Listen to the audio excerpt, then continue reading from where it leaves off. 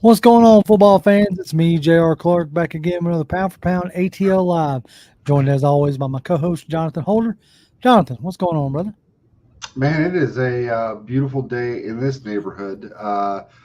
Finally got a little bit of no rain today, and yeah, football season is back, man. It's been a pleasure catching up on everything over the weekend. Had some family in town as well, but yeah, it's been fun. Yeah, no, definitely. It is definitely, definitely back. Let's see. Give me 2 seconds as I'm trying to talk and type. Da, da, da, da, da. That is a dangerous combo. Dude, it is so bad. It's like walking and chewing gum. It is like, and I'm not good at it. Let's see if he can. Trying to get our guest in. Okay, good. We're gonna add to this. It's our good buddy, friend of the show, Joe Patrick. What's up, What's up, brother? guys? I'm good. It's You this good is now? like You I think I'm good. I don't know what that was earlier. I'm doing all kinds of stuff with the audio set up here because I do my own podcasting too. So I probably just need to reboot the computer, but we're going to the backup here. no, it's all good. Well, yeah, a lot of times it is much to your chagrin. Nothing happens until you go to do whatever it is you're going to do, and then it's like Exactly. Right. Of everything goes sideways. course. Yeah. Willie Doc sent us $2, which we appreciate there, Willie. Thank you, Mr. Willie. He said that he'll have to catch us on the replay, and he said thanks, Joe, for stopping by. So, My pleasure, Willie. all right, so as we've all gotten to the point now, like training camp is back into full swing. Today marks what, like the fifth day or sixth day of practice? I think the fifth. I think they had Fifth. 4 days, and then Yes. they had an off 4 days day, and a another day. day off, so a sixth day of practice. And today, the pads themselves went on. So Mhm. we got a good bit to discuss. So might as well get into it.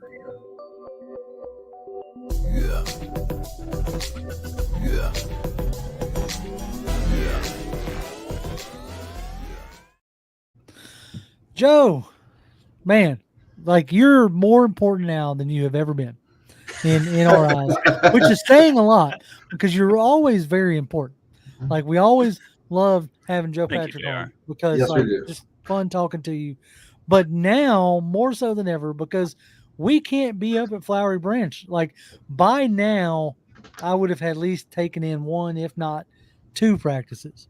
Um, but I have to wait till Friday to go down to the bins, which is still a great opportunity. Mhm. But your reports, which folks, if y'all haven't been following Joe on the Twix, the Twitters, the Grams, whatever it is, y'all definitely should go follow Joe because Yeah. he's been doing like a daily recap, which has been awesome. I even listened to your daily recap before we got on today. So, how is it this year without a hill full of crazy people? It doesn't feel like training camp. I'll tell you that. And I hate to say it, but for all the positives that are going on with the team and everything, I would say it is the one negative, at least for me, just like as someone in media who I enjoy it when people are out there. I like hearing the hecklers, that are telling Bijan to keep his feet moving through impact, just That's got to be big seeing low. the players, honestly, seeing the players get to go over and like interact with the fans on occasion. Obviously, Cordero Patterson would always do that. That's the kind of thing I miss about it, honestly. I think one of the players one of the days called it a silent practice, which it's not silent really because there's music blasting, but Right. it is. They don't get the cheers and stuff from the big plays and things that happen. So we miss everybody, but yeah, to your point, I've been trying to just fill people in as best I can, and I got to say. AtlantaFalcons.com with Tori and Will McFadden Oh, and they do a really good they've job. been doing a really great job. Mark Raimondi, for ESPN on Twitter as well, doing good recaps. Daniel Flick, I've been spending a lot of time with him. Adnan Ikic. So all those guys are, I think, just doing a yeoman's work, I think, for the fans, trying to get everybody as feeling like they know what's going on as much as possible. Yeah, good Lord, what am I doing here? Hitting buttons, getting crazy. All right, back to what I was doing. Anyway, that has definitely been a different approach, and I think it feels like more so this year than in past years. The social media team, I guess, because they know, we don't have the access that we normally get, have been putting out a lot of really good content, helping people, get filled in. Yourself, Daniel, all those guys that you mentioned have been doing a great job. And without that, um, like we would be goose in the snowstorm kind of, Yeah. situation. But um, with training camp in like full effect now, what what has stood out to you thus far? Like, maybe Man, it's, a comparison to last few camps. Like, is it, the pace, maybe the coaching style? What has really stood out to you thus far? so many things. Yeah, there's so many ways you could kind of take that question. I think kind of just going off of what you were just mentioning there with the pace, I would actually say it's been a less intense camp so far than it was under Arthur Smith. Like Arthur Smith, obviously there's rules around like when they can get in pads and all that kind of stuff. But like even when they were without pads, Arthur would have them, in a 1v1 competitive session, competition portion of practice every single practice. That was almost Right. like without question. And today was the first time we got to see some semblance of that. And I would still even say it wasn't kind of exactly like it was under Arthur, which I think is how fans kind of like it, which is like the whole team crowded around, two guys who were just like going at it. And today was Mhm. more like they did have some competition, like one-on-ones, but guys were kind of lined up, like, getting ready to take reps and things like that. So it wasn't like, a coach calling out a player, an offensive coach calling out the receiver, the defensive coach calling out the D-back, and then those guys going at it. Which is how it's been in the past. So I think that's actually kind of interesting. And it's funny. I just not necessarily on the competition aspect of it, but on the general like physicality of it. And they've had, this was today. Today was the fifth practice of the four prior practices. Really, only two of them, the one at Secondary High School, and the day before that, were like kind of intense scrimmaging kind of practices. The other two were like walkthroughs. It's like something that they're just like trying to get through play after play after play after play from something I'm sure that they've been working on in the classroom. But so there's really hasn't been that many like physical practices as I guess you would think. And I asked Raheem about it, about I used the phrase load management, which is used. Right. Yeah. Okay. That was your question. Because He see, I was was like, watching the yeah, press conference, okay, yeah, and yeah, unfortunately, like a lot of times we can't really hear the question being asked. mm-hmm, Because mm-hmm, like I was gonna say, like they need to put some mics like towards whatever that bullpen is, because we can't hear the question that's being asked. We can just hear, Raheem's response. And yeah, I remember him saying, like, yeah. repeating the load management, talking about Yeah. that's an NBA thing. Yeah, he didn't want to take it because like load management in the NBA is a different thing where they're just like skipping games basically, and Right. like you would never like say like a player skips a practice outside of maybe a Kirk Cousins or Grady Jarrett or something. For they would never completely sit him out, but I do think that there is for sure, and Raheem kind of said this as much in terms of you listen to the sports scientists now and you kind of let them kind of co-coordinate the schedule of how you're going to kind of ramp up the players physically to make sure that they're ready on day one. And, one of the reasons I've been thinking a lot about it is because of where Raheem just came from in LA. Sean McVay did a great interview with Robert Mays from The Athletic. And Hmm. this was like a kind of a big issue for him. Maybe like, the priority number one is like getting our guys physicality ready for week one while like also having them physically rested and prepared in that way in week one. It's Right. kind of a balance you have to strike there. Yeah, Nighthawk Runner is saying like this approach worked for the Rams. Mm-hmm. And it's interesting because like you take year one of Arthur, where when it came preseason, like he wasn't playing any starters, and he got like lambasted for it because obviously they come out the gate stumbling, you know, and he gets absolutely roasted for it, and then the next 2 years you see like a different response. So it's going to be interesting to see like how does this work for Raheem. Um, is this slower ramp up going to benefit the team better? Like only time will Mm-hmm. tell, right? Mm-hmm.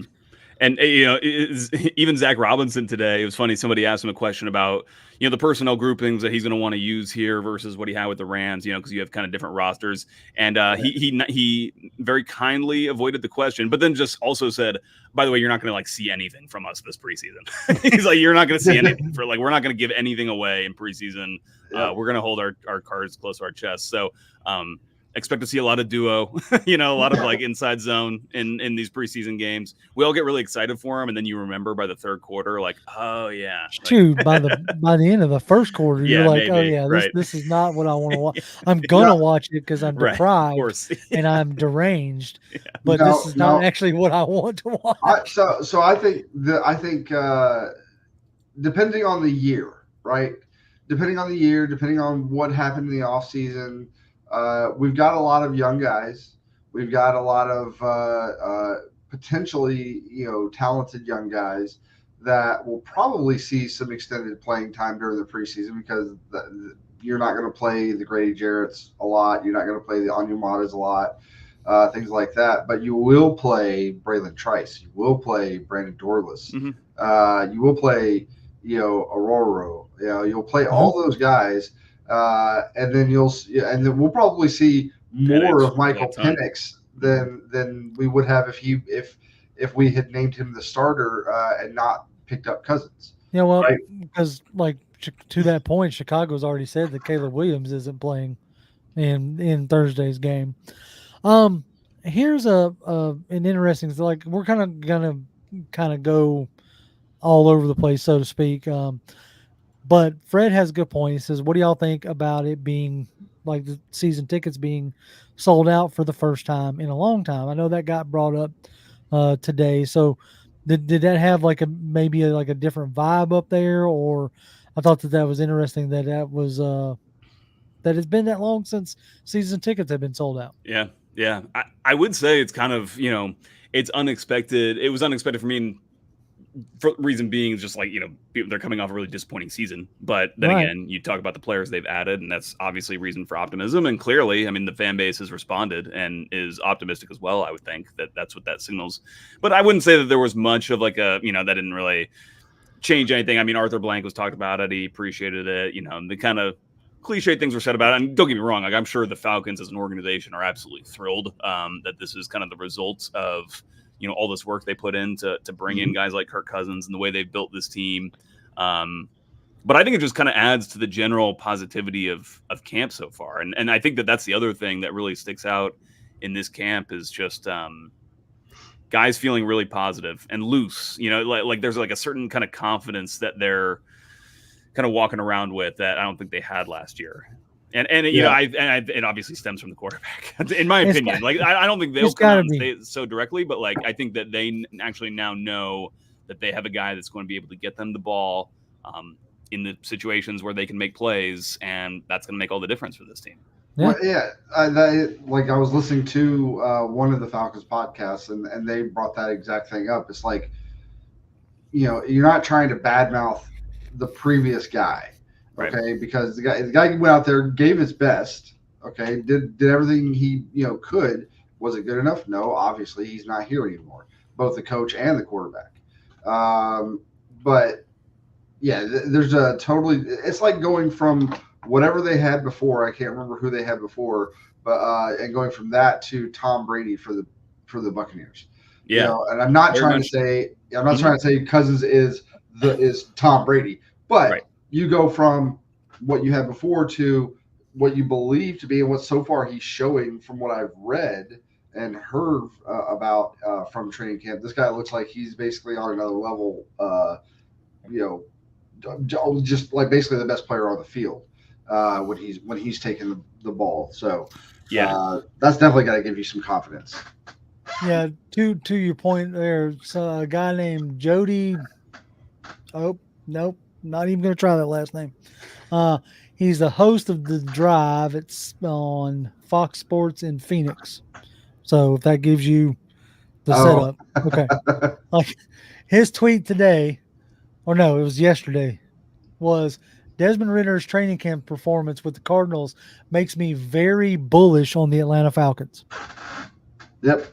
And that Like that makes you just go, dang, okay.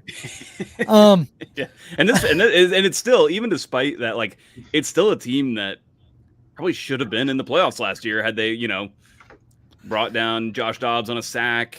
Same with Kyler Murray. They were just like a couple plays away, honestly, defensive plays away from being a playoff team, even with that caliber quarterback. So and that's why, I kind of go back to something I've been telling people, which is that this front office does not see themselves as having like taken a step back that last year was. I mean, obviously last year was a disappointment in terms of how the results played out, but I think that they go into this offseason without, like, they're not thinking about the 7 and 10. Like, they're thinking about their roster as a team that is, was good enough to make the playoffs even last year. And now you add a really competent quarterback to that mix, and who knows where you can go. Obviously you lose some players as well, but I think everybody's just so excited. And one of the things I've been trying to stress, and especially in some of these recaps and stuff, is just the feeling I get about how Kirk Cousins has just really elevated the organization in terms of the way that everybody is, I think, inside that building, from the cooks to the,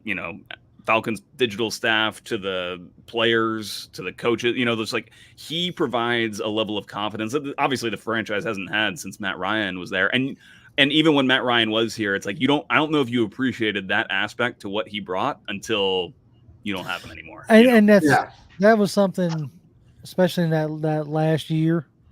Like, when you could see that his arm was declining, but he was still making the right reads, the right decisions, the experience was still there. Everybody was so anxious to run him out in a sense, and go draft whoever. That year it was Justin Fields. And like, I kept thinking to myself, and I said it on the show more than once, it's like, it's the classic, you don't know what you have until it's gone. Yep. And totally.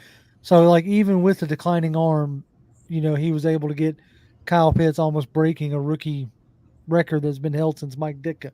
You know what I'm saying? So then you go into the 2 years of what we've had, the QB carousel, that was completely underperforming. Fumbles at goal lines, interceptions thrown from your back, or almost your back, and those kind of things, to hopefully now what becomes a breath of fresh air with Cousins. Like, is he Tom Brady? No. Does he have his issues? Yes, he has the stigma of not being able to win in prime time and things like that. Like, but you're at least going to get in what already looks to be head and shoulders above what we've had QB play wise the past 2 seasons. Yeah, the Falcons haven't really had any player on their offense that is like, especially outside of the offensive line, that really is like an executive out there that can like kind of get players in the spots where they need to be and just generally organize the team. And obviously that responsibility falls on the quarterback. Like, that's kind of their job. And now you have that guy, and I was asking Zach Robinson today about, because a couple of days ago, Darnell Mooney and Ray McLeod had talked about how this is about as much kind of that coaches have thrown at them in terms of like new things to learn over the course of an offseason, OTAs, and coming into training camp here, that they've ever experienced in their careers. And I asked Zach Robinson, and he, Kirk Cousins kind of allows that to be possible because he can help them with certain situations and sort themselves out, and even put them through, some walkthroughs of plays and things like that when coaches aren't there. And, Zach Robinson isn't there to immediately kind of give instruction, but Kirk Cousins can, because he knows the system. First of all, it's a little bit of a different language, but generally all the principles are relatively the same and something that he's familiar with. And then obviously he just has natural leadership characteristics that, that people really gravitate to. Well, and one of the other things that Zach brought up was, and I guess I didn't know this, but the way he talked about it, it sounds like at least sometimes this seems to be a normal thing, which is you go through the off-season, the OTAs, the mini camps. You're doing some install. You're doing a little bit of this, a little bit of that. you're working, getting guys working through drills, but you're also installing the offense during those times. But then apparently, like maybe there are times where you do all that, then you take that month and a half break, and then when you come back and you start actual training camp, you kind of start over from the beginning, and you do all the stuff that you did in the OTAs. You do all that stuff again, and it sounds like this off season they didn't do that. They did everything in the OTAs, the mini camps, mandatory, voluntary, all this other stuff. They did all this stuff, and then they get to training camp, and they just basically start from where they left off, and they just keep going. Right. And I think exactly what you said, having a guy like a Kirk Cousins who knows at bare minimum, he knows the concepts really well. It's probably going to take him a while to get fully versed in the text, the terminology of the offense, but the concepts of like, okay, for this particular play, you're going to want to do this and this and this and this, and you need to be over there and blah blah blah blah. Like that absolutely is something that I can see allowing for that continuation of learning instead of, okay, let's start square one again and then we'll build from there. Yeah. And it's one of the reasons why I think this team, and I don't know how much like league rules play into this or if this was just personal preference, but they basically have 5 fewer practices than they had in about the same time frame as last year's training camp. And that keeps them fresher, healthier, but it only works if you feel like the team is actually picking up on these concepts and like understanding the scheme. And it seems like they are. Yeah. Well, so is that I'm actually, and I'm sorry, I didn't mean to cut you off, Jay, but I'm curious. The 5 less practices. Do we know anything as to why that is? Because you would think as coaches, even if they were given the option to do so, you would think they would still want to do those 5, even if they just did straight walkthroughs for 5 extra practices to get those reps in, to get those, let's go over this play again. Let's go over this concept again. Let's just try to beat it home. Why would you take 5 less, 2-hour practices or hour and a half practices away, unless the league was telling you had to? Yeah, there might be something about the league rules taking in play here, but I'm not sure. It's something I'll definitely look into a little bit more. Yeah, I was about to say if you could, because like when I first heard about it, it was almost spun as a decision by the Falcons themselves, or by the coaching staff. Because I made a point to be like, I wonder if Raheem's going to catch flack. We even had a discussion like which one to the fan base is more important. A preseason, like playing your starters in a preseason game, or 5 practices at training camp. Most of our chat landed on the live reps of a preseason game, even if it was vanilla scheme, full speed. They felt like was more beneficial over the 5 practices. So I'll be interested if where that came from. Yeah. If you could find that out, that would be great. So one of the biggest names that has kind of popped out to me, and Tony's bringing this up. He says now the Falcons have 5. I don't know if I'm gonna put top yet, but anyway, outside linebackers, edge rushers. But James Smith-Williams, you kind of brought him up earlier when we signed him. Again, this was a kind of a throwaway name in a sense, like a depth rotational guy who now looks like he's going to get a better chance at a actual starting role. So, like, has he stood out to you at all? I know he's been brought up once or twice by Raheem. Here's the funny thing. I do kind of still consider him as like a depth rotational kind of player, but he is probably going to be in on the first play of the game on defense. Like he's going to be in the base defense. Now teams run base defense, 20% of the time or something like that, nowadays. So and I also was not thinking about this kind of properly before this training camp began, where I was thinking about it just how I've always thought about these things, where it's like you have a 2 deep, you have your starters, you have your backups, and you might have some guys who come in and out, but I think that I'm getting the sense that this defense in particular, they're not as talented as a lot of defenses in the NFL. Like they didn't spend money on. I was about to their say, defense.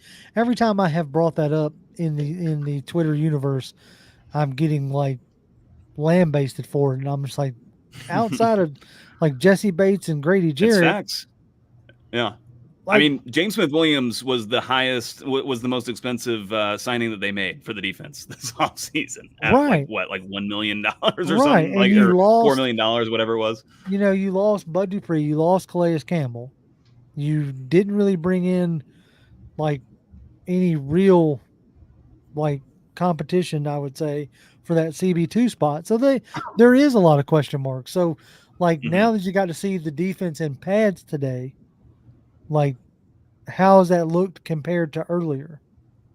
Yeah, well, I want to finish something really Yeah, quick, which is that I think that so this defense lacks talent, but I think that the way they've pieced it together, they see these players as being capable of doing different things, and they're just going to try to utilize them, to best suit their strong suits as possible. So James Smith-Williams, perfect example of he'll probably be a guy who plays a lot of first downs, but he might not play a lot of second and thirds.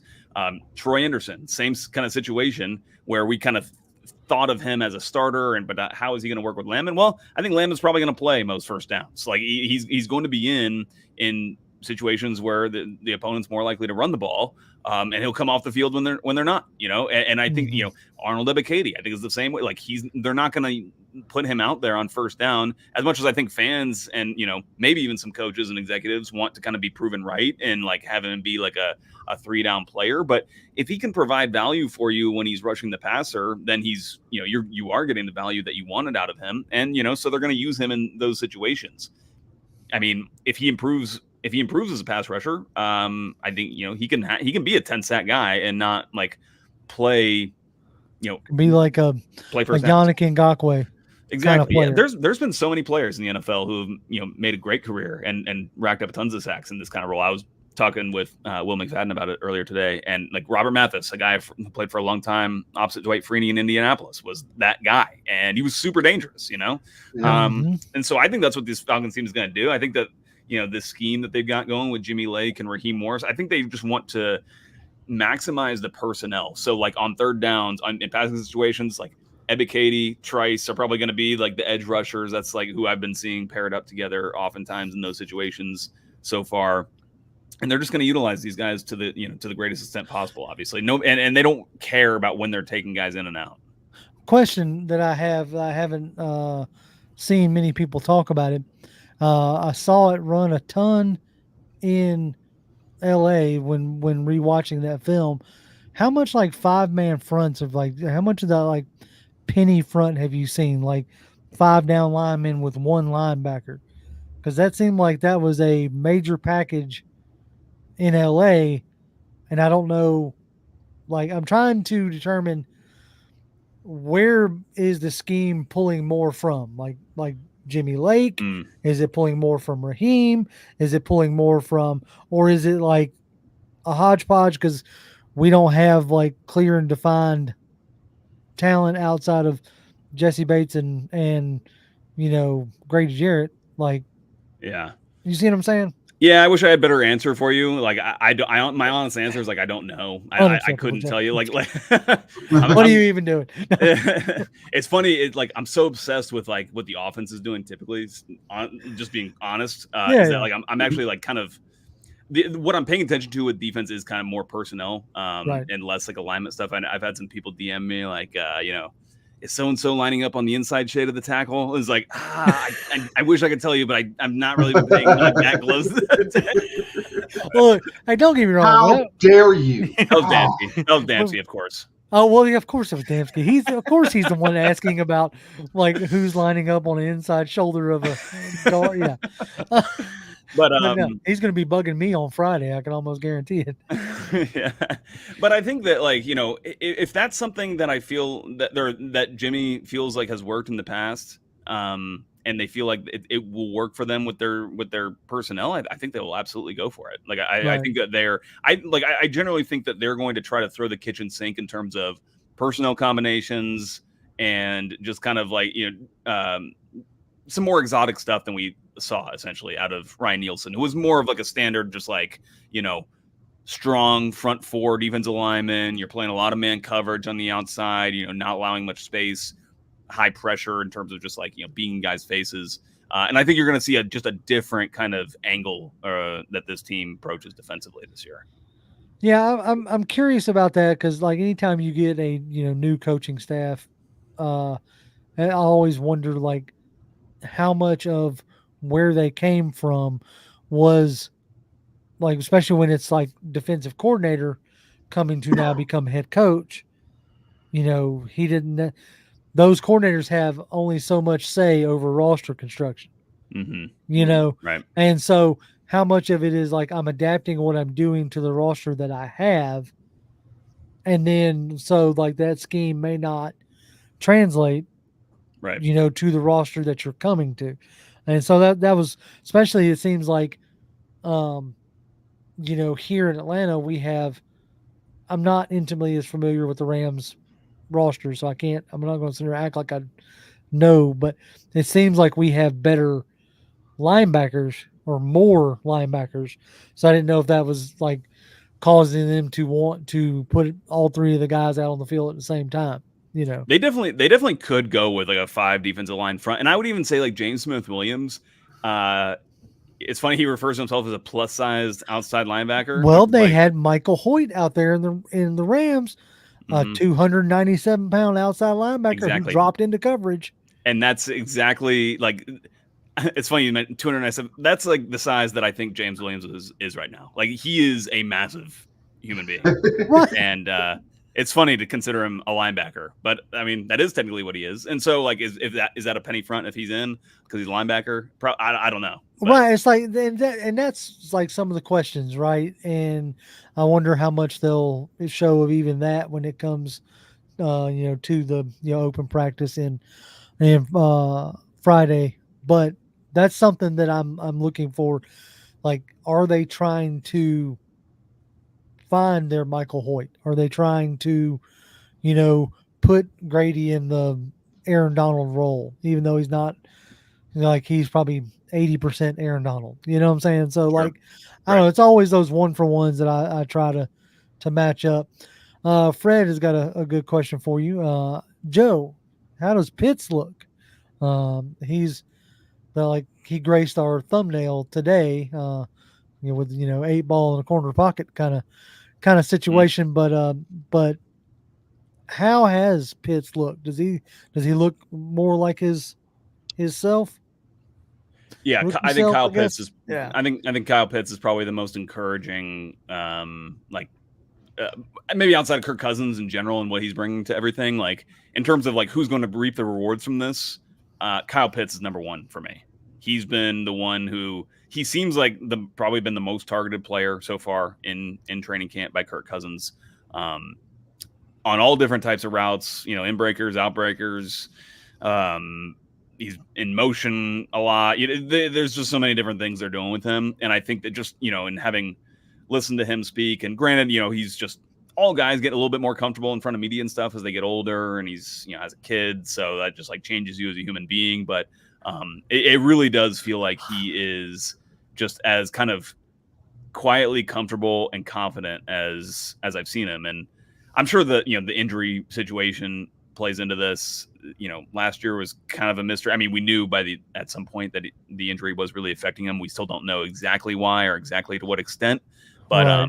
I'm certainly like, I know as everyone, a lot of people want to know as it relates to the fantasy too. And I got to say, I'm bought in on the fantasy angle to him because I think he's going to have not far from it. Like, honestly, like I went back and rewatched his rookie season highlights. And it was noticeable to me just going back and rewatching him. It's like, okay, if he was running these same routes in these same situations, would Mariota or Desmond Ridder be delivering him balls like this where he's able to kind of catch and run after the catch or whatnot? And I don't think he would. I think that like Matt Ryan made a real impact in the season he was able to have his rookie year.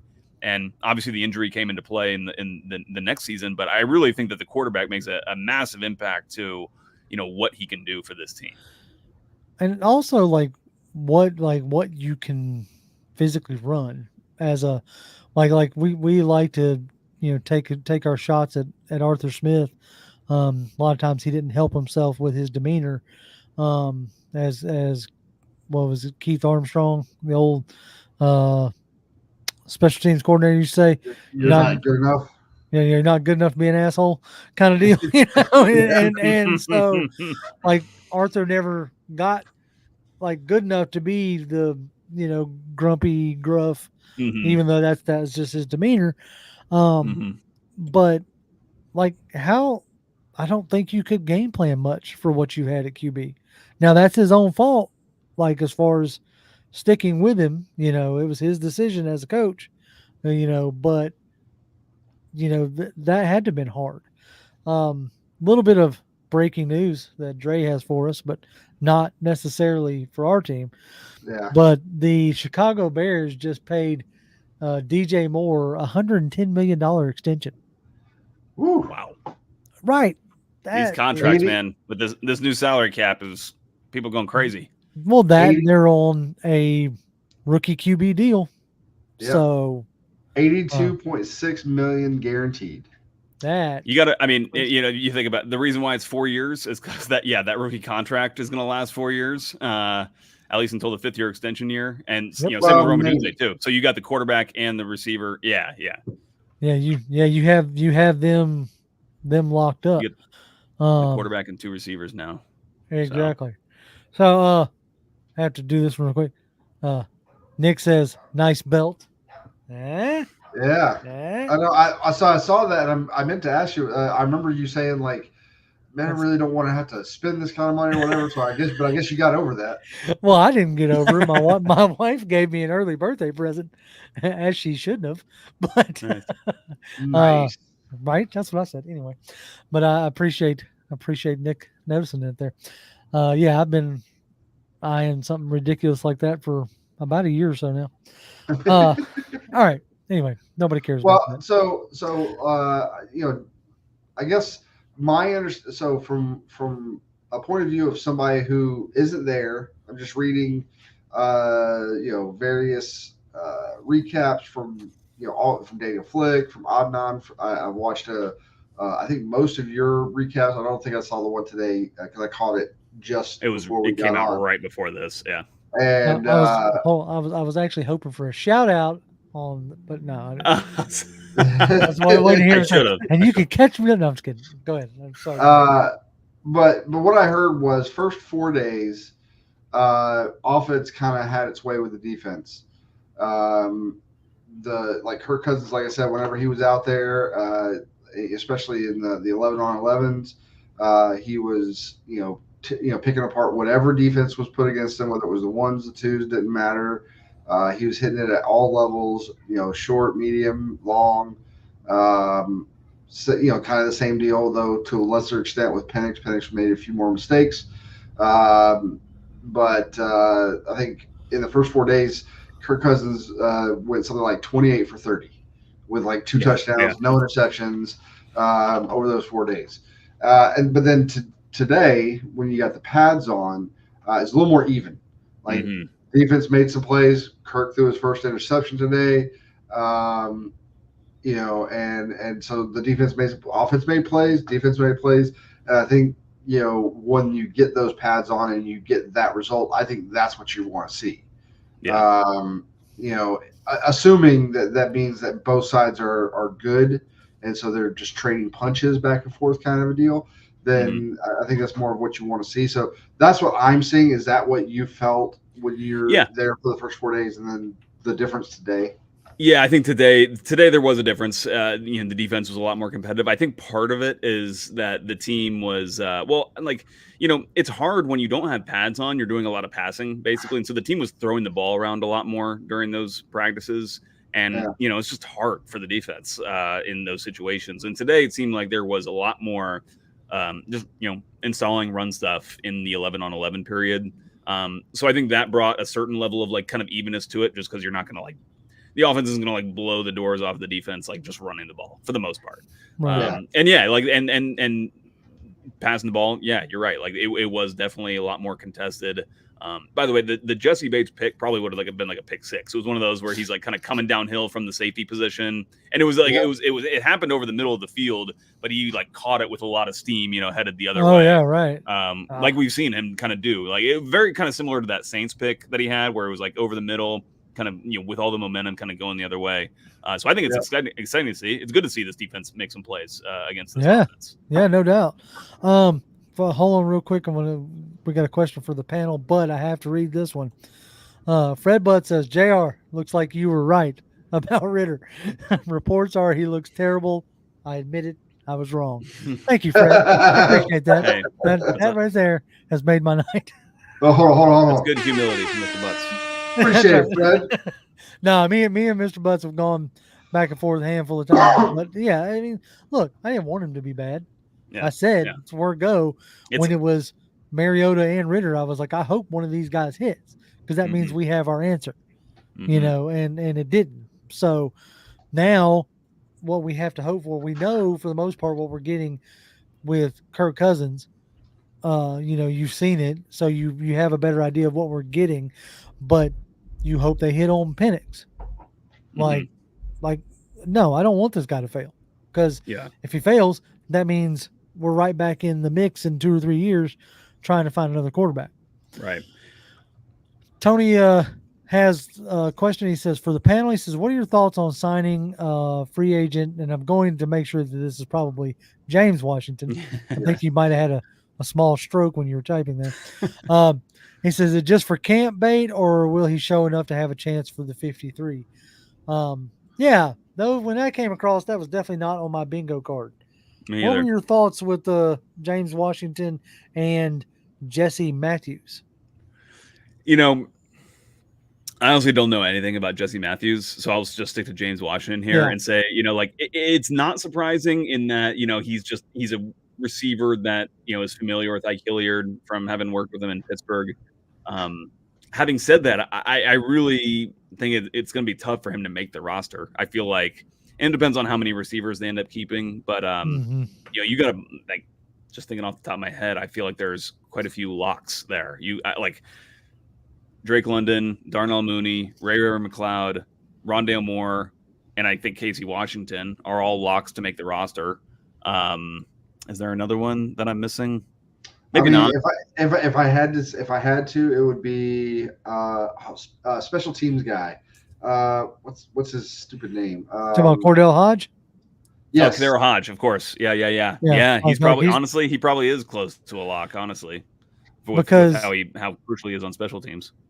Now you got the corresponding moves today with them releasing Isaiah Wooden and Tyler Vrabel going on the retired reserve list. So those were your corresponding moves. So you can easily look at it as, okay, one of those, they weren't super impressed with the progression of Isaiah Wooden, so let's get somebody else in here. Maybe that's the James Washington. The O-line retires, so we've brought in a handful of O-line people already. Let's throw another wide receiver. But I'm kind of like with Chris here. He's like, oh, can he play corner? It's like I keep wanting them to, and maybe it's just my own brain, right? As we were talking about the defense earlier, not being super talented, not having the resources put into it per se this offseason. But like I keep wanting them to make a move at corner or make a move at edge or make a move at safety. But it seems like they're, really happy with, betting on the young guys that they have and the pieces that they've already brought in. Is that the sense that you get as well? Yeah, it is. I feel like they're just not, if they were going to bring in, if they weren't comfortable with some of these guys to be their starter, I think they would have addressed it at this point. Like they're not going to come into camp and be like, oh man, Mike Hughes actually isn't good enough. We need to get somebody else, right. Because they would have already essentially done that scouting and come to that conclusion. And I just don't think that there's anything they would have seen at this point that would have made them think otherwise. No, I'm not saying that they could very well be wrong. They could have thought that Mike Hughes and, Clark Phillips were going to be good enough for them at that position. And that could turn out to not be the case. It could be a huge liability for the team. I don't know. But that's just like, the reality of the situation, from my perspective at least, is just that they're not looking at like filling a starting role by signing one of these guys, which is, it's a shame because there are some players out there that you feel like could be just generally improve the top line performance of the team. Right. Well, but then you also look at like where we're at cap wise. Yeah, I think that's what $3 million. I think is what we're sitting at right now. Yeah, so you want to have that for emergency purposes. You need an operating budget through the season. Mm-hmm. Yeah, so and there's always the opportunity that if something crazy comes up, there are options for restructuring. There are some guys that you could do that with, and it wouldn't be as big a deal.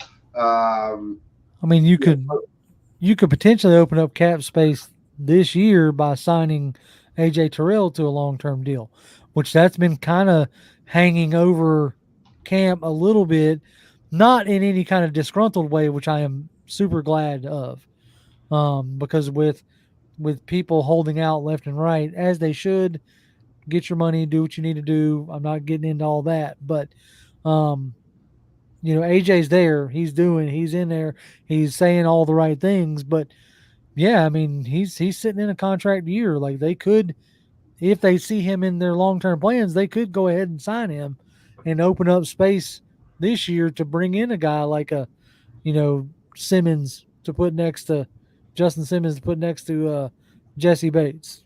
I mean, but the thing is like, okay, if you're going to bring in Simmons, then that means that the guys that you already have, which I understand from our perspective, we have a whether we want to call it or not, we have a bias when it comes to Grant.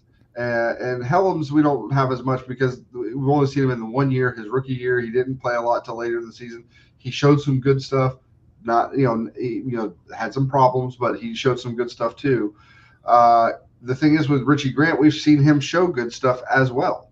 And I have heard Raheem Morris specifically talk pretty glowingly about Richie Grant to the point where like it just makes me feel like and now over the I guess early on we were seeing Helms kind of a very even distribution between Helms and Grant, but as these first 5 days have gone on, maybe Grant has started to steal a little bit more of those reps with the ones, being out there as the starting strong safety. It just to me, everything I've heard from them is we like what we have in the guys that are with us right now. Right. I agree. Go ahead, Jeff. I think broadly speaking, there's kind of a theme that goes even back to the draft, which is that this team is not like pulling every lever and using every move to try to win a Super Bowl this year. Like, and maybe that might rub people the wrong way. Like, they're not trying to win. They are trying to win, but they're just going to try to do it in a responsible way so that they remain competitive forever, like for the foreseeable future, essentially. Right. Yeah. And so like, is Justin Simmons a better safety than a Richie Grant or DeMarco Helms? I think undoubtedly yes. But does that make it worth it? That alone make it worth it to sign that player? Because by signing that player, again, you have to restructure, somebody. Oh yeah, you got and that puts you in, and that carries its own risks with it. So you have to weigh all these potential benefits and potential risks against each other, and decide if that's the move you want to make at that time.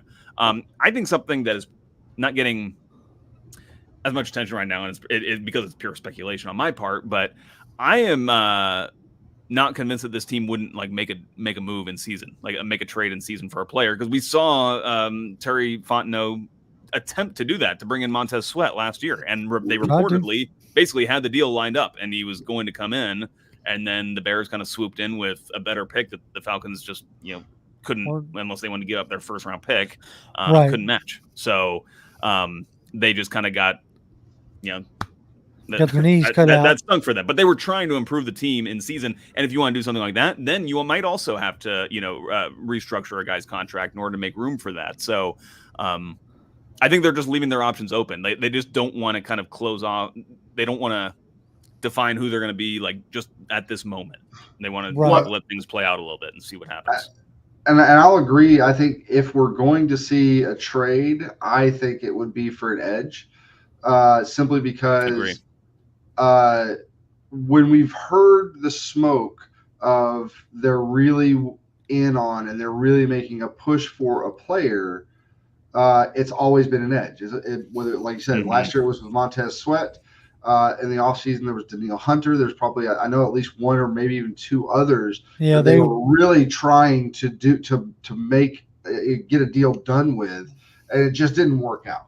Like I think I think it's the position in football, like at least on the defensive side, if you're going to make an impact acquisition, that's just like you don't need that much kind of cohesion with your teammates. Like if you're like a safety, like that requires a lot of like knowledge of the system and of your teammates and how to communicate all these different things. And like if you're on the edge, you can basically like stick them out there and it's like you're rushing the passer, you know. Yeah, and, look, and, I and need you to that go can rip be very his useful. head off. You know? Yeah, Oh, yeah, okay, yes, sir, I got you. yeah.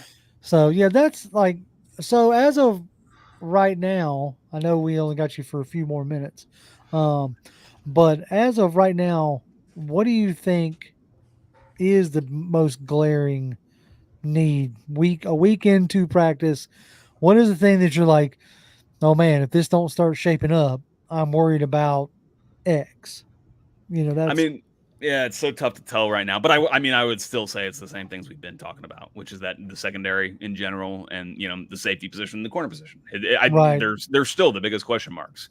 Um, I have fewer question marks about like the front and how it's going to because it's not just a set of like four guys, you know, that you're depending Right. on. It's that. It's going to be so many different guys kind of cycling in and out that I feel like a little bit more comfortable with the guys that they have because they're just going to, you know, like Arnold Ebiketie is useful. Like, and he was Right. useful last year in the role Yeah. that he had. I think he'll probably continue some version of it this year, which will be good for the team. But yeah, I mean, especially the way that Kirk was playing in these opening practices made you think, kind of reinforce the notion that maybe the coverage isn't great. But Yeah, yeah, they because came back and salvaged a little bit today.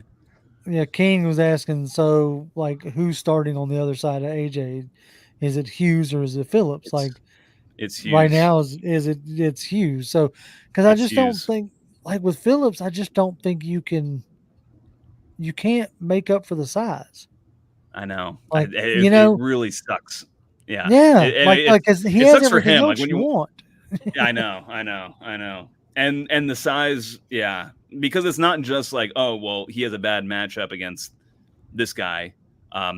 Really, like if it's that big of a size mismatch, it's really hard to play that player, you know, like because they'll just target that, they'll go after that.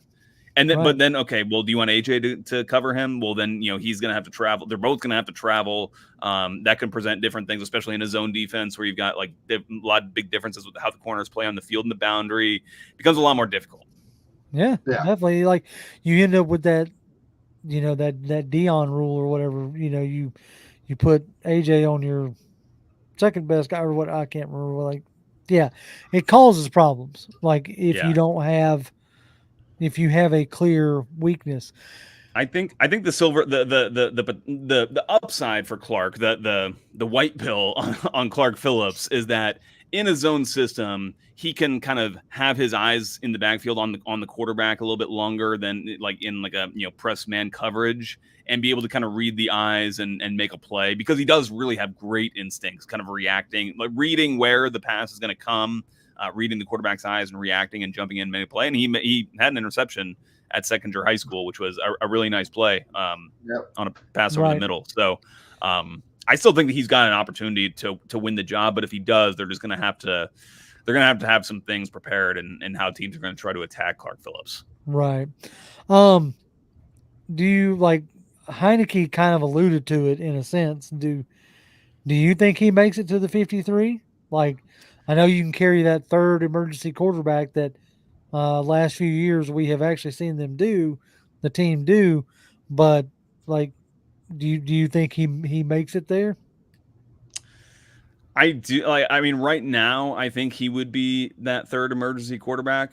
He's not the backup. I'm curious as to how much he's going to play in preseason because I think I've only seen him take 2 reps so far this entire throughout all the practices so far. They were both at secondary high school right at the end. I think one was an interception and one was a dropped interception or something like that.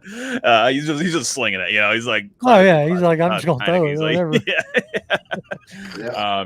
Well, yeah, but I gotta say, but John Paddock also looks really good, and we never like he hasn't taken a single rep in like live action, but like when we see him in individual drills, like Paddock can spin it, and it's funny because he's kind of got a similar body type to Heineke, but he's really got some nice accuracy, Paddock. I remember the first day of practice. Like you said, like a lot of people are used to going out there and they see, maybe they start with a little bit of team stuff and then they break off and they do their individual drills and things like that. Just like every other practice I've ever been to, that's how it works out.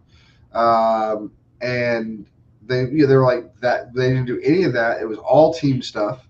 And come to find out, they had like 87 plays or whatever it was scripted. And they gave Kirk Cousins the script the day before, and they were like, yeah, it didn't like he took the majority of those. I think he took every single one. Yeah, it was crazy. Like Penix didn't get any, Heineke didn't get any. Well, Paddock I mean, obviously didn't get any. It reinforces what Arthur Blank said today. Like, yes, we know the optics look crazy. You sign Kirk Cousins and then you turn around and draft Penix.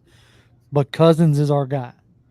And that kind of like how much reps was whoever getting when Matt Ryan was here. Like not, you know what I'm saying? Like every meaningful rep was being taken by Matt Ryan. Every meaningful rep is being taken by Kirk Cousins, And so it's just going to be, interesting to see what they have going forward. Can I say on this topic? Gotta hit on that Florio tweet that he put out about like Michael Penix kind of being having now been installed as like the backup or whatever, and like how long will it be until he's the starter? It's like I want to emphasize to everybody like how much better of a quarterback Kirk Cousins is at this point in time than Michael Penix. For as exciting as Penix is and what he can be with his arm talent. And Grant, like, he probably he definitely has like the stronger arm and, he could probably do more impressive things, again, essentially just with his arm strength, but like the accuracy it's not even that close to me between him and Cousins, where it's like Cousins passes are like in individual drills, for example. Again, today they were like throwing some fades into the corners. Cousins is just like perfect every single time. It's like, and you don't get into the point where you just expect it to be. And Penix is still kind of a little bit erratic, had some incompletions and things like that. So it's not even close. And that's not even to account for everything that Cousins adds for you on the field. So yeah. Not to give that argument that Florio's making any kind of, credence. I know that we all I was just kind of stating the obvious there amongst people who have been following this situation, but for everybody who isn't at practice, I just want you to know, like, Kirk Cousins is the unquestioned starting quarterback. And to the point, like today, Arthur Blank said he could be the quarterback for us for 3 or 4 more years, which he's under contract for 4 years, and that contract is actually looking a lot more affordable than it was when they initially made it. Every new QB that gets signed, it looks better and better. Dak will probably be the next new highest paid quarterback or paid player in the NFL history. CeeDee Lamb just got paid. Let's let Dak get paid, and then we can go and sign Micah Parsons in the offseason, or trade and sign him. Well, I'm gonna let Fred ask one more question to Joe as Joe heads out. It says, Joe, how does the rookie defensive lineman guys? How are they looking? Like we've talked a lot about Arnold and James Smith-Williams, but how is Trice and Rook and those guys looking? Yeah, Rook's like kind of part of a huge rotation on the interior where it feels like they've just got a million like interior defensive linemen that kind of rotate in and out. And I think that he's a great versatile piece in that respect. But I mean, you think about just the amount of players they've gotten there with Onyemata, Grady Jarrett, Taquan Graham, Zach Harrison, Rook, Eddie Goldman, Contavious Street. Like you can just like keep going on and on. It's like some of these guys are going to get cut, obviously. But I would expect him to. He's not going to be like a centerpiece of this defense, obviously, but he's going to be one of those guys who rotates in, which I think is a great kind of place for him as a guy who doesn't have a ton of experience in the game and is just going to be in a very kind of I won't say stress-free, but just like, there's not like massive expectations on him to like come in and be like, a stout defensive tackle for this team. So I think he's progressing well, but I think that Braylon Trice is the guy who is going to have like an immediate presence and role on this team as being like one of those third down pass rushers. Again, I mentioned it earlier, but seems like he is in the kind of packaged with Arnold Ebiketie a lot. Like when one of them is in, both of them are in, essentially. Okay. And those are going to be situations where they're rushing the passer. I have not seen much of Dorless, honestly. He seems to really kind of be down in the depths of that defensive line rotation. He's one add him to that list. Yeah, keep an eye on as we continue to go. All right, Joe, I know you got to bounce out of here. Tell the folks where they can find you, good sir. Oh, yeah, you can find me on Twix at JAPatrick200. Again, I'll be doing I do these little recaps at the end of the day or after right after practice. Yeah, y'all definitely need to watch that, for sure. Joe, man, we appreciate you taking your time out of your evening to come in and chat with us and give us a rundown and a heads up on what has been going on. Thanks for having me on, guys. We'll definitely do it again at some point. Yeah, for sure. Yeah. Yes, sir. Appreciate it, Joe. All right. Take care, guys. See ya. Bye. All right, John, we got a few more minutes and we'll start wrapping this thing up here. But is there anybody that, like, we're 4 days, 5 days in or whatever, like, are you concerned that you're not hearing, like, Dorless's name at all? No. Like, does that kind of thing, like, bug you? No, because, exactly like you said, there's a lot of guys on there is a lot of interior guys. I'm shocked that, hey, man, as of right now, Eddie Goldman's making me eat crow.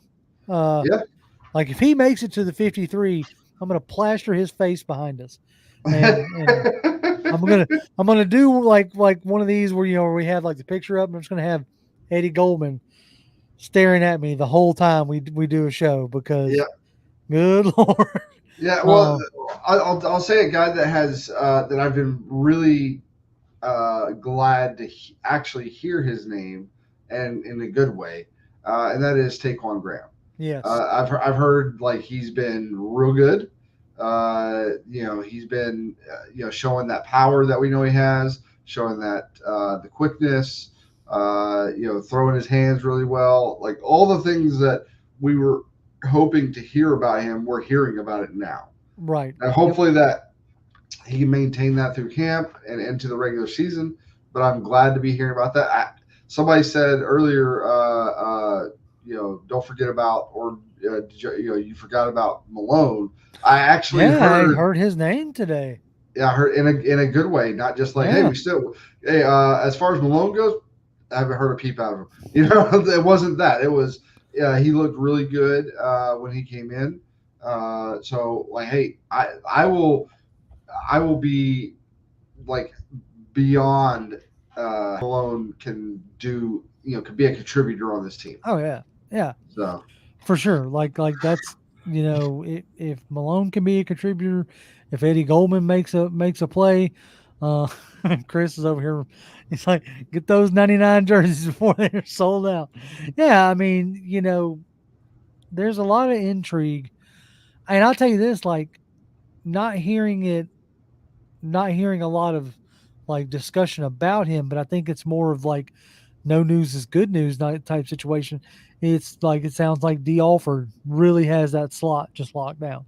Yep. And, and which is great because like last year he was playing great, but then was getting like benched at odd times for no reason, it seemed like. So it's good to hear. It sounds like he's like fully just locked in into that position. And I'll be honest, I'm surprised Mike Hughes. Like I was not expecting to hear that name. No, as the guy that's kind of taking a hold of that CB2 spot. So no, I mean, I don't know what I was really expecting, but I thought maybe it'd get a little bit more burn out of a Kevin King, just because of his previous ties with both Jerry Gray and Jimmy Lake, which is probably why he's here. But he still has to, show up and prove it. And it doesn't really sound like he's making much waves as of yet. Because it seems like the QB2 or CB2 is more of a battle between Hughes and Phillips, and it seems like Hughes is running away with it.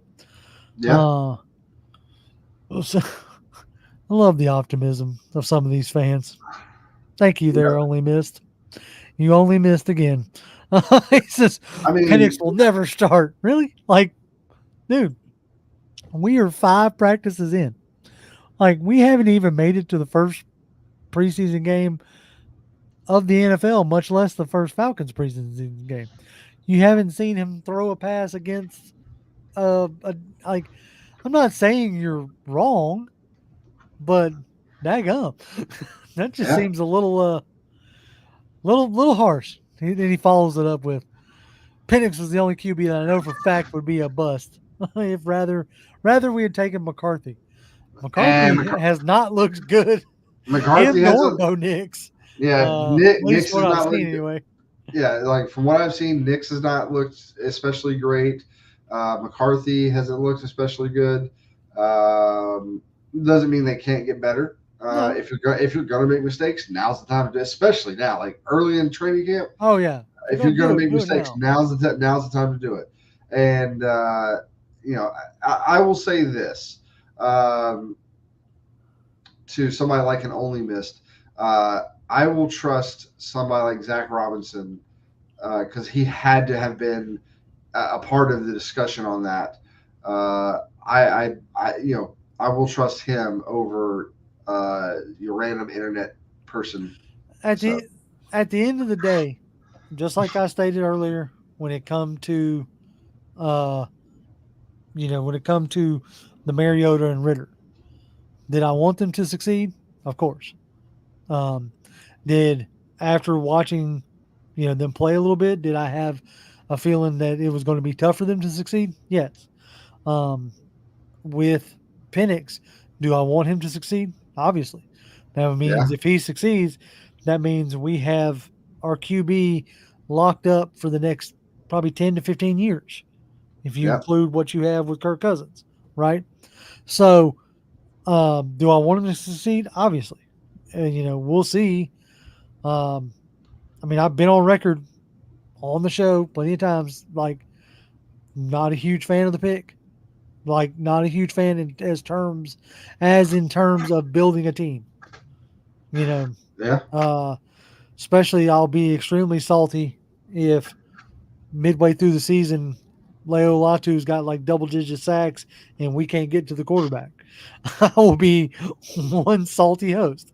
But at the end of the day, I still want him to succeed. Like, yeah, he's on the team. Because that means his success means we don't have to keep searching.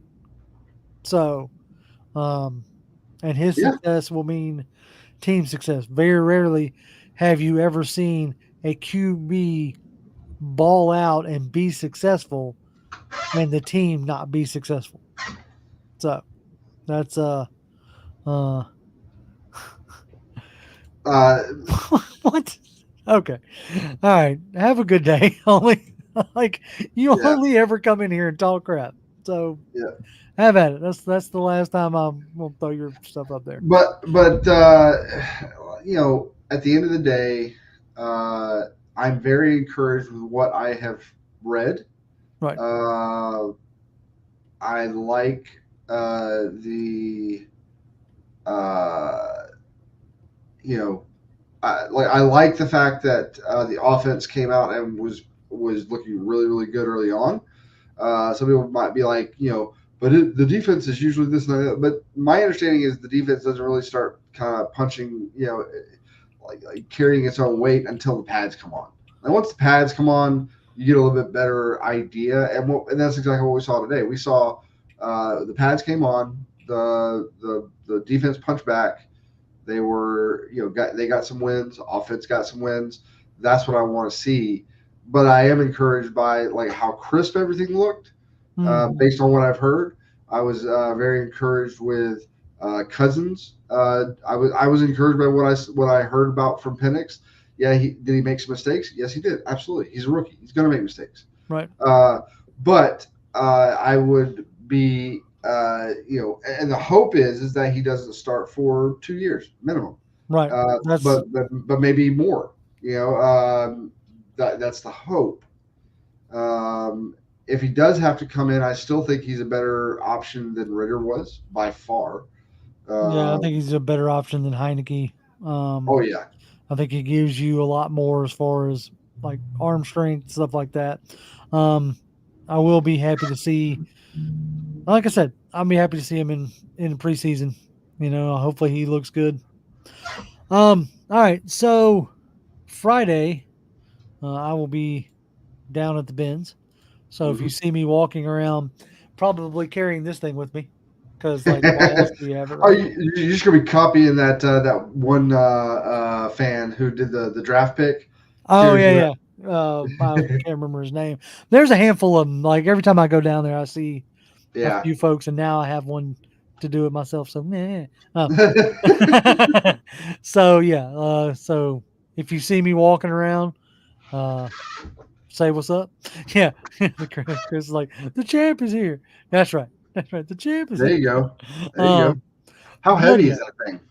it's not bad. This is a um, there's ones that you can get from like the wrestling shop Yeah. that are probably a lot thicker, but this thing's probably about 7-8 pounds, something like that.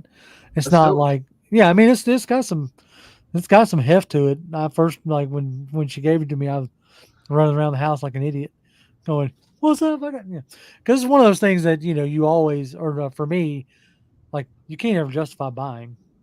You know what I'm saying? It's sure you like can. no, I it's wanted it. I wanted it. like for the most part, it's probably just gonna like hang right there. But it's still cool, and I like it. Well, you're gonna have to like carry it over one Of shoulder, course. like have it rest on one shoulder while you're watching a football game, right? Oh yeah, of course. I'll be like, what? Throw it up every time we get a touchdown. There you go. Um, let's see. Tony Wright says, "Jr. If you see Low at the bins, let us know if there's a line I mean, where he's at. Look, hey man, all y'all you got to you know do, you know I can tell you right now, yes, there is. of course, and if y'all want to get an autograph from Big Low, uh, come check us out down at Benchwarmers on the 17th, which for whatever reason I was thinking was a Sunday. It's not. It's a Saturday. So check us out down at Benchwarmers on August the 17th. We'll be watching the um, Baltimore preseason, Baltimore Falcons preseason game. Yeah. Uh, so yeah, that's exactly. So if y'all want to come dap up and get an autograph from Big Low, he will definitely be there. I'm gonna try to be there unless something comes up. So we'll see how it goes. All right, folks. I think that's gonna do it for Well, us. What? one last thing. Yeah. I don't. I saw somebody ask about this. I don't think I. They were asking for what is our prediction for the season, like wins, Oh yeah, losses. yeah.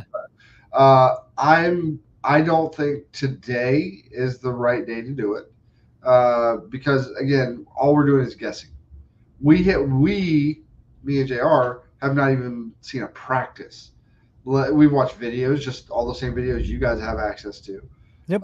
We haven't watched a practice, let alone a preseason game of any kind. But I say we can definitely do a prediction. Maybe we'll feel better about it after game one, maybe game two, maybe game three. But I Yeah, say it's definitely before the season we'll do it. But I just don't think there's a you just don't have enough information to really yeah. I was give. about to say I haven't because I'll distinctly remember I think it was Arthur Smith's first season. I was feeling really good about it and went to two preseason games that year and a couple practices. And by the time the like last preseason game, I was like, nope, this is going to like this O line is going to be bad. And I changed my tune completely, but I had to see it. I Yeah, had and right now, like you said, because of the situation, we have not been able to put our own eyes on it. I may be singing a different tune next Tuesday after I come back from the bins. I may be like, "That's it, we're winning the Super Bowl." Like, who knows? Or I could be like, "Oh God, guys, oh God, this offense is going to be fun, but this defense is, like who knows, right?" And but I have to start seeing it first, and right now yeah. I just ain't, and Well, so it's hard to really map it out. Yeah, my hope is that the offense can help the defense by not giving as many extra possessions to the opposing team, therefore having the defense have to be out there longer. That's what I'm hoping for. That's like I'm hoping that you always hear great offense is or like great defense is a good or whatever it is. Like defense wins championships and it does. But I really hope that our offense can be consistent enough to keep the defense rested, and Yeah, limit the 3 and outs, and keep the defense fresh is what I'm really hoping for, because I do see, at least right now, a lack of talent, a lack of game changing talent outside of a Jesse Bates, um, and yeah, so that worries me. But I'm really hoping that once we start to see it, maybe it won't worry me as much. But like if I had to say right now, if you put a gun to my head, and there's a couple guys on Twitter that are always like, "Oh, dog, the scheme can like help a lot of that stuff." I hope so. Because we don't have an Aaron Donald on our line, and yep. that affects a lot of stuff. So we'll see. Uh, Appreciate it. Where can they find you at? They can find me at Twitter at Grim1128, strutting around with my belt. There you go. Like I may even take a video of me strutting around with my belt and put it on Twitter. But no, I'm just kidding. But what about you? Where can they find you? How can they get in touch with you? They can find me sitting on my rear end, trying to do as little as possible. But if you want to find me online, it's at Jonathan M. Holder. Come by, say hi. There it is. Yeah. Appreciate it, folks. For all y'all decided to hang out with us, thank you. And as always, Falcons fans, rise up. Rise up.